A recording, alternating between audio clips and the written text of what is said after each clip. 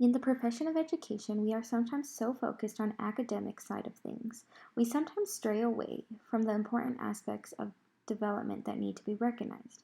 We will face many different students that come from different backgrounds and cultures, students that all don't learn the same and communicate in different ways.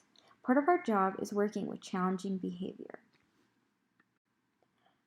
What is challenging behavior though?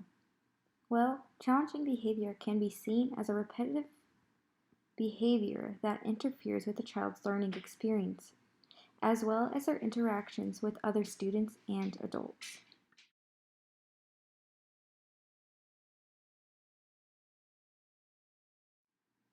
But why recognize challenging behavior? Why not just ignore it? Why not separate the child from the group? Well, you see, these aren't really truly helping the child. When a child is dealing with challenging behavior, it is affecting more than just one aspect of their learning.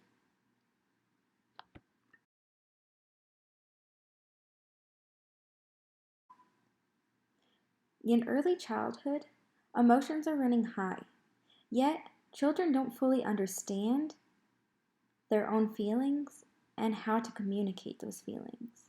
That is why it is our job to help them regulate those emotions and learn how to deal with them.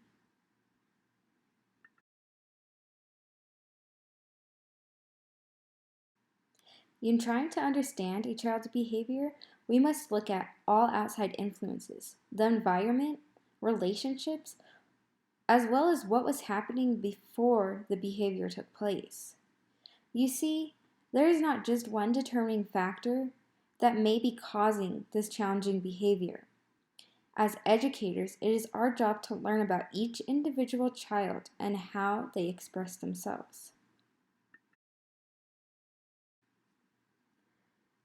But as educators, what can we do within our classrooms to make a difference?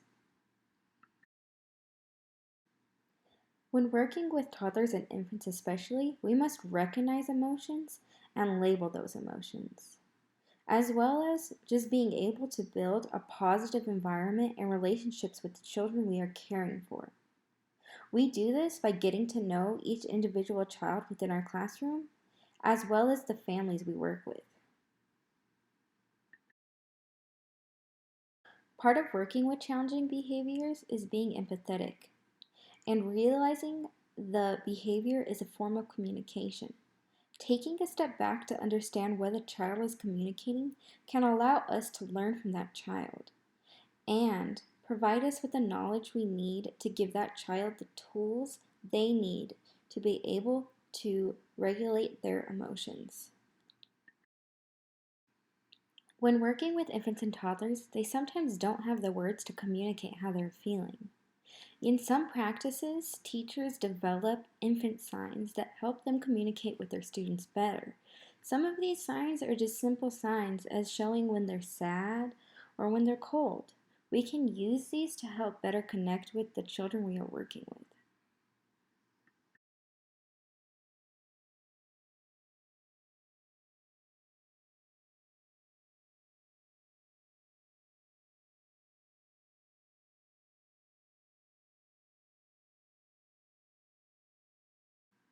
Another factor that comes into play is the materials we have in our classroom. We need to offer materials that help children understand these different emotions they are experiencing.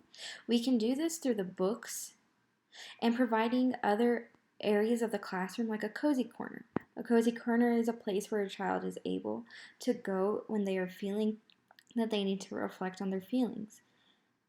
These kind of things within the classroom can truly build an environment that can help them self-regulate and develop that emotional intelligence they need.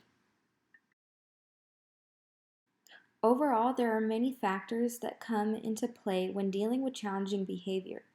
It is our job as educators to recognize this behavior, as well as recognize the importance of self-regulation and emotional intelligence. We have to provide the environment and materials in order for the children to grow and be successful in their futures. Emotional intelligence is just as important as our academics. It affects how we do in our academics. And as educators, we need to be able to recognize that this is the underlying foundation of a child's growth and development.